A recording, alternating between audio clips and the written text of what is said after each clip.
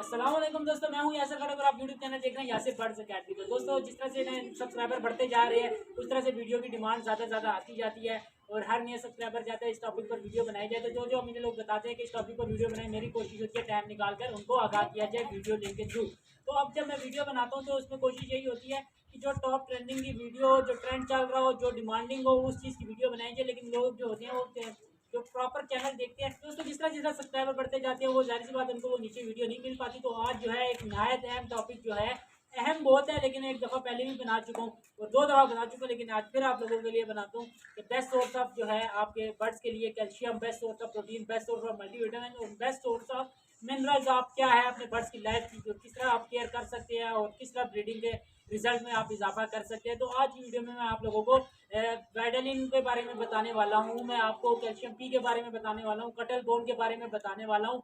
इसके बाद मैं आपको इसके ग्रिड के बारे में भी बताऊंगा। इसके बाद में एग शेल और एग फूड के बारे में भी, सारा जो है मिनरल प्रोटीन का जो मजमूआ है, ये सारा मैं आज की वीडियो में आप लोगों के साथ जरूर डिस्कस करूंगा। सबसे पहली बात मैं करता हूँ कि वाइटलिन के अंदर, वाइटलिन दोस्तों एक ऐसा सिरप है जो मल्टीविटामिन से भरा हुआ है, जो कि बच्चों के लिए यूज़ होता है। तो बच्चों की दवाइयाँ काफ़ी हद तक परिंदों को दी जा सकती हैं। बाज़ लोग कहते हैं इंसानी दवाइयाँ परिंदों को नहीं देनी चाहिए, तो इससे जो है काफ़ी ज़्यादा मसले आ सकते हैं। लेकिन मैंने 2 साल से यूज़ किया, मेरे पास नहीं आया, लेकिन उनकी बात भी ठीक हो सकती है। जो मुझे जानना चाहता है वो मेरे से भी आगे जो मेरी बात सुन रहा है वो मुझे भी फॉलो कर सकते हैं। मर्जी आपकी अपनी है, मैं चीज़ बता देता हूँ, मर्जी करना ना करना बर्ड्स आपका, ये आपकी मर्जी है, आपकी स्वाबदील है। मल्टीविटामिन सिरप है वाइटलिन, वाइटलिन एम होता है, और अगर वाइटलिन एम नहीं मिल रहा तो वाइटलिन ले लीजिए, और वाइटलिन नहीं ले मिल रहा तो फिर लाइसोविट के नाम से मल्टीविटामिन सिरप बच्चों का है, वो आप ले सकते हैं। तो दोस्तों ये जो है, आप इस तरफ से तस्वीर भी देख लें कि ये वाइटलिन की तस्वीर है, और इसको जो है आपने ये ज़रूर देख लेना है कि यार ये बच्चों वाला हो। और यूजली जो है कहा जाता है कि बच्चों का ही होता है वाइटलिन, तो आप वाइटलिन सिरप इनको पिला सकते हैं। बेस्ट सोर्स ऑफ मल्टीविटामिन होता है ड्यूरिंग ब्रीडिंग, और अगर ब्रीड नहीं भी ले रहे तो आपको जो है ये ज़बरदस्त चीज़ है आपकी परिंदे की हेल्थ के लिए। क्योंकि जिस तरह परिंदा बड़ा होता जाता है उसकी जिस्म को उसी तरह नशो नुमा चाहिए होती है, स्टंटेड ग्रोथ में वो नहीं रह पाता।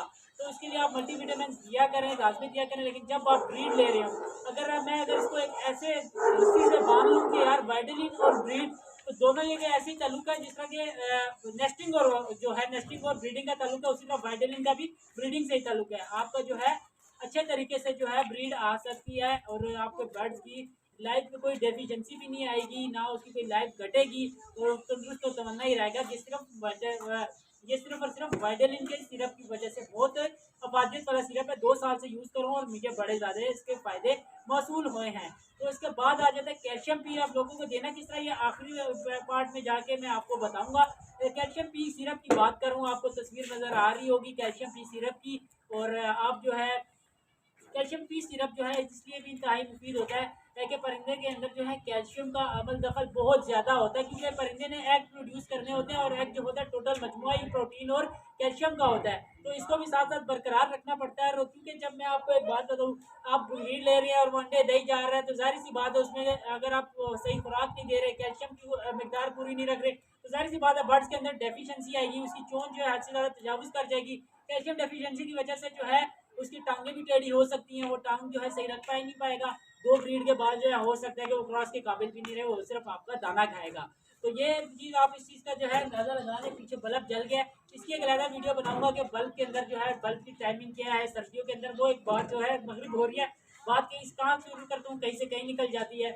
तो दोस्तों कैल्शियम की सिरप जो है नहायत अहम ज़रूरी है, नहायत अहम भी है और ज़रूरी भी है। इनको ब्रीडिंग के दौरान, ब्रीडिंग के बगैर भी दिया जाए तो best source of calcium calcium P है, और पूरे पाकिस्तान में इस सिरप को बर्ड्स के लिहाज से माना जाना चाहता है। इसके बाद अगर कटल बोन फिश की बात करूँ, तो जिसको समंदरी झाग बोलते हैं, जो लोग समंदरी झाग बोलते हैं उसको इंग्लिश में कटल बोन फिश कहते हैं, और अगर कटल बोन फिश जो जानते हैं उनको इंग्लिश में समंदरी झाग कहा जाता है। तो समंदरी झाग जो है आपने 24/7 पिंजरे के अंदर रखनी होती है, खास तौर पे फिंचिस के लिए। फिंचिस बहुत शौक से खाती हैं और इसकी वजह से उनकी जो चोंच में जो है वो तजावुज़ नहीं आता, वो अपनी हद से ज़्यादा चोंच उनकी नहीं बढ़ती और खूबसूरती से ही वो बनी रहती है, जिस तरह से वो अपनी जो है ब्रीडिंग एज पर आने के बाद से जो उनकी चोंच बनी रहती है।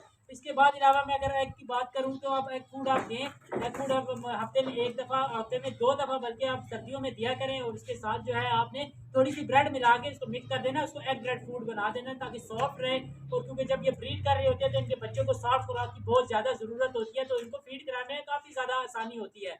लेकिन ये चीज़ आप लोग बेखूबी इस चीज़ को याद रख लें कि अंडे का जो छिलका होता है, जो आप अंडा बॉयल करके देंगे वो आपने फेंकना नहीं है, वो आपके अंडे से ज़्यादा अफादियत रखता है वो अंडे का छिलका जो आपने इनको फूड के अंदर मिला कर दे दिया है। तो उस छिलके को भी आपने कलूनी में क्रश करके या वैसे ही रख लें, वो दोनों इस तरह चटपट कर जाएंगे कि आपको पता ही नहीं लगेगा। और अगर अंडा देसी है और उसका छिलका देसी है फिर तो फेंकना ही परिंदे वालों के लिए ऐसे है जैसे बहुत बड़ा बेवकूफ़ इंसान है। तो ये चीज़ आप लोग देख लें।